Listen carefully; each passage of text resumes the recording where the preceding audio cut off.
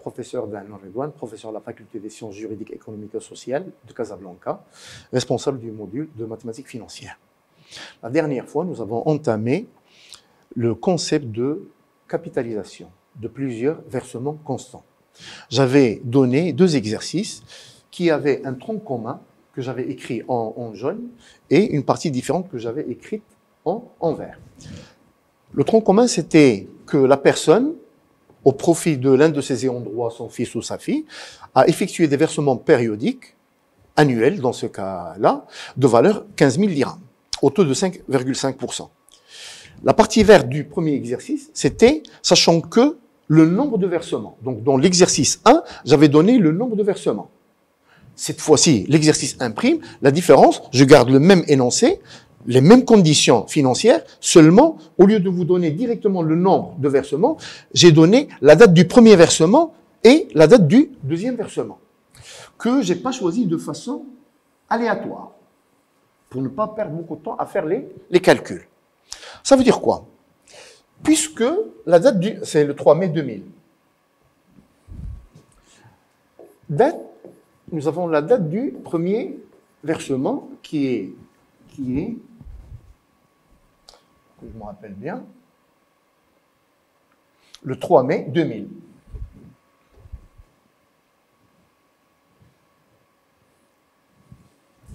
« 3 mai 2000. Et la date du dernier versement, j'avais noté le 3 mai 2014.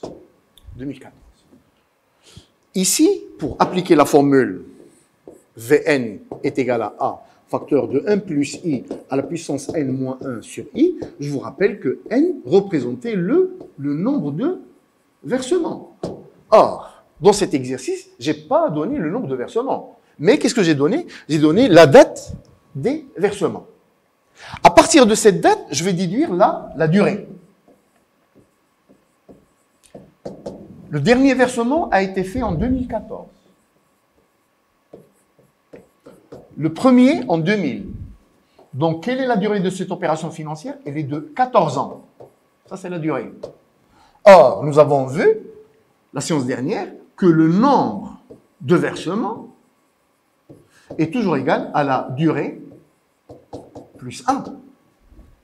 Je vous le rappelle, sur un petit schéma. Imaginez qu'on est en 1997, pour ne pas écrire des zéros, jusqu'à 98. La durée, c'est 98 moins 97, ça fait une année. Mais j'ai effectué un premier versement A et un deuxième. J'ai combien de versements? 2. Un 2 qui est égal à combien? Qui est égal à 1 plus 1. Le 1, c'est de la durée, et le deuxième 1, c'est la constante. Donc 2 est égal à 1 plus 1. Si j'ajoute l'année 99, je vais avoir la durée est égale à combien? Est égale à 2. 99 moins 97, ça fait 2. Mais combien de versements? Il y en aura 3. À quoi est égal 3? 3 sera égal à 2 plus 1. Finalement, comme récurrence, jusqu'à 2000. Ah, jusqu'à 2000, ça va me faire 1, 2, 3. Et le nombre de versements, c'est 4 que je vois. 1, 2, 3, 4. À quoi est égal 4? Est égal à 3 plus 1. Donc, le nombre de versements que voici, il est toujours égal à la durée, plus toujours la constante 1. Par conséquent, puisque j'ai commencé en 2000 et j'ai arrêté mes versements en 2014, ça veut dire que la durée de l'opération financière était de 14 ans. Alors, quel est le nombre de versements? Le nombre de versements n, il est égal à 14 plus 1, qui est égal à 15. Et comme ça, je retombe dans l'exercice numéro 1. Je n'ai pas à faire de calcul. Je sais que la valeur sera égale à exactement ce que j'avais écrit la dernière fois, que voici. Donc, on a le même résultat. Donc, l'exercice 1 et l'exercice 1' nous donnent la même valeur, seulement les données étaient différentes. La seule différence, c'était que dans l'exercice 1, j'avais donné le nombre de versements, alors que dans l'exercice 1', j'avais donné la date du premier versement et la date du dernier versement, desquels j'ai déduit la durée. Une fois que j'ai la durée, je lui ajoute 1 et je retombe sur le nombre de versements. Et c'est comme ça comment j'ai obtenu le même montant, la même valeur acquise. Très bien.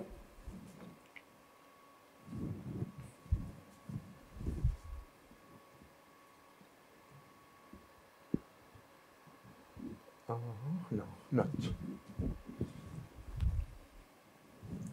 Maintenant, on va passer à l'exercice 2. Alors, l'exercice 2, c'est, je reprends l'exercice 1, c'est le même. À savoir que les données sont A est égal à 15 000, que le nombre de versements était égal à 15, que le taux était de 5,5, et j'ajoute les données de l'exercice 1', c'est que la date du dernier versement est le 3 mai 2004. L'exercice 2, c'est la suite de l'exercice 1'. Donc, ils sont enchaînés. Alors, le petit a, il y aura 3 questions, comme j'ai dit, la séance dernière. On aura la question A, B et C. La question A, c'est de calculer le V15, c'est-à-dire le montant constitué le 3 mai 2004. Question B. Déterminer le montant constitué le 3 mai 2006. Et finalement, déterminer le montant constitué le 3 juillet 2007. Alors, il ne faut pas se lancer dans les calculs, il faut voir le pourquoi des choses. Le petit a, nous l'avons déjà fait, la valeur au moment du dernier versement. Quelle est la différence entre A et B?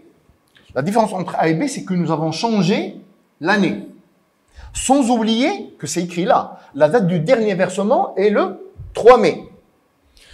On n'a pas effectué d'autres versements à partir du 3 mai 2004. Alors, qu'est-ce qui se passe en 3 mai 2006? Et le petit c, on a changé à la fois et l'année, on est passé de 2004 à 2007, et on a même changé le mois, on est passé de 5 à 7. Donc, la question B, nous n'avons changé que l'année, et la question C, nous avons changé à la fois et l'année et les mois. Très bien. Quel est le sens de la question B? Le sens pratique. Qu'est-ce qui se passe? Cette opération va se dessiner avec un Z. Un Z qui se dessine sous cette forme-là. Un Z qui a deux bases, la base supérieure et la base inférieure. Remarquez que la base supérieure du Z contient des petits traits, alors que la base inférieure ne contient pas de traits. C'est pas pour le décor. Ça, c'est pour dire que la formule qui régit ce segment, puisqu'il est fait de petits tirets qui vont représenter les versements, on est en train de capitaliser plusieurs versements, et la formule, c'est V facteur de 1 plus I à la puissance N moins 1 sur I.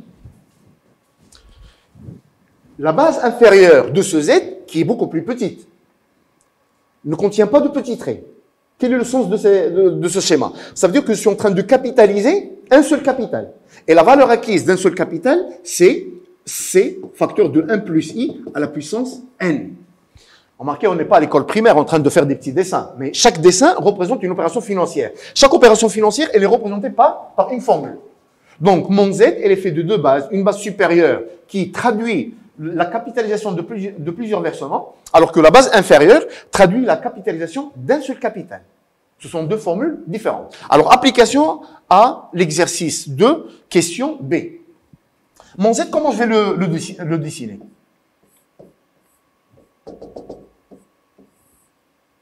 J'ai commencé plutôt en 2000, en faisant des versements de 15 000, ça c'est 2001, et je me suis arrêté à 2014. Là, pourquoi la base elle est inférieure? Parce que ici vous avez 14 ans, par contre ici vous n'avez que 2 ans. Donc ça c'est de 2014 jusqu'à 2016. Ici n est égal à 14 ans, alors que ici n est égal à 2 ans. C'est pas la même durée. Et en plus, ici, vous êtes en train de capitaliser plusieurs versements, au fait, 14 versements, alors que là, vous n'êtes en train de capitaliser qu'un seul capital. Qu'est-ce que le Z m'apprenait? Le Z, la pièce maîtresse de ce Z, c'est le trait en biais, qui me disait que la valeur acquise à la fin d'une durée déterminée devient valeur actuelle pour la période suivante.